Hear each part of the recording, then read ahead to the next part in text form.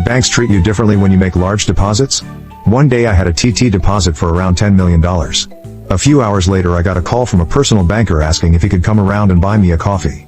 I said, thanks, but I really wasn't going to be a source of other services and didn't really need anything. He eventually said I'd do him a big favor if I would let him buy me coffee, otherwise he'd get in trouble with his boss.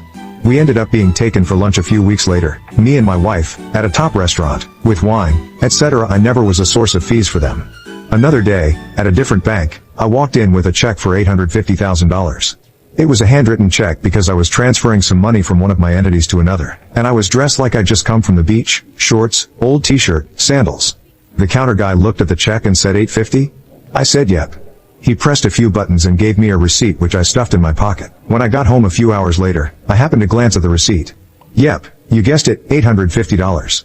This was late on a Friday afternoon, too late to ring the branch. Over the next couple of days,